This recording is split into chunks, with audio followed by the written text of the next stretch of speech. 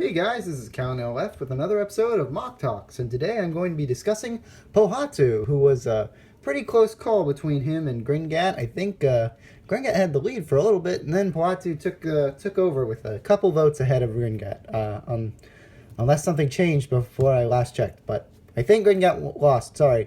But I will say, if you vote for Gringat tomorrow, I do have something a little different coming following and kind of involved with his review. So I'll have to mention it in his review. So I don't know if you guys are still really interested.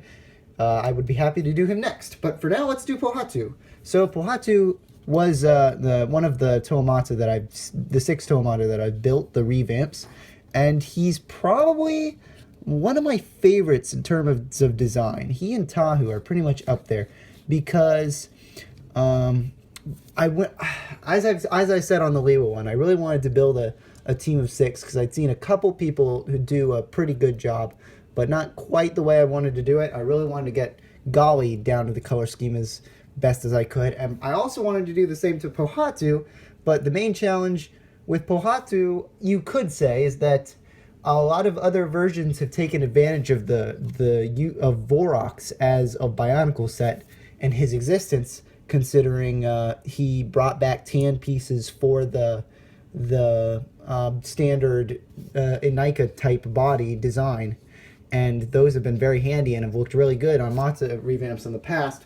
But I never bought Vorox, so that was not an option for me, and I wanted to see if I could still do it, because what I did have was one of those old, you've seen the new Star Wars Ultra builds, but years ago they had Star Wars Technical large builds, and I think it's safe to say that in terms of molding and standard action figureness, the new Ultra builds are better.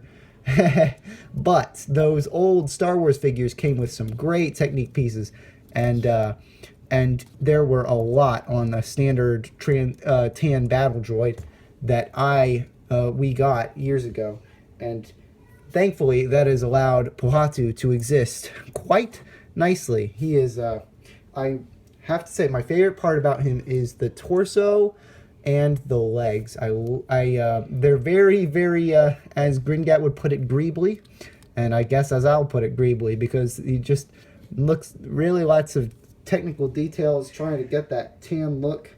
I guess you could criticize the contrast of how detailed his lower legs are to kind of the blank texturelessness of the upper legs, but that might, if you think that's a problem, that's fair. But it's never bothered me too much though, so it hasn't. I don't think it takes away from the figure too much. Although I guess you could, in terms of me personally, I've had probably the biggest connection with this character than all the other Toa, considering I have voiced him in Mata, and my friends have told me that I'm not very good at it. So I've kind of lost the luster. I feel bad too, because when I started voicing him, I used to think he's the easiest character to voice because all you got to do is be happy.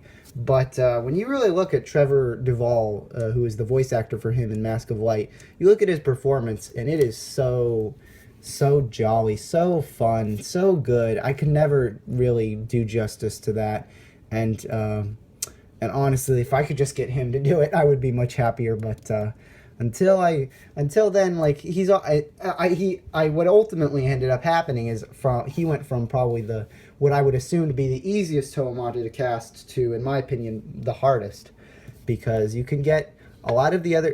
And that's because of my opinion of him as a character. You can get someone grouchy to voice Kopaka, someone loud and sort of gruff to voice Tahu, and you can get someone calm and deep voice woman to voice Gali, a deeper voice for Onua, not too difficult. Liwa, high fun spirit. He's a little bit hard. I don't know. But Pohatu, you really got to nail him on the head. So I think he might be the hardest to get down as a character. But that's not really related to this mock much. I really am happy with this design. He's gone over slight changes over the years. He initially had flat pieces on his chest, but then I realized I had these and they'd work really well as a rocky texture. So if you look back at like the first 2 videos he was in, he did not have these rocky pieces, and they've been there ever since because I really like that kind of little rocky texture he has on his chest. And initially I did not have tan kickers either. I only had Pohatu Nuva kickers, but now I do, and I'm very happy that I do because he looks really good with his tan kickers, and he looks ready to kick some butt and kick some goalie ball. Whatever. I don't have his rock with me right now, which is a shame because I should, but oh well. Let's do a size comparison with Pohatu Nuva. I don't have any other Pohatus because, believe it or not, he's the only Toa Mata that I can't build because I never bought him, and I don't have the standard limb that Bionicle invented, the ones before these. I don't have them in tan because I never bought him. So that's interesting. He's the only Toa Mata that I can't build because I never got him. So yeah, that's another factoid, and I guess that's pretty much it. That's all I really have to say. Thank you very much for watching this review. Hope I left you with some insight on this figure, and I hope to hear from you tomorrow. Keep voting, and hey, Gringat's here if you want him. I'll see you guys tomorrow, whatever. Peace, love ya, and fun stuff. Oh, and here's a comparison with Callan. Why not? Because bros for life. Yay! That was the dumbest thing. I'm sorry.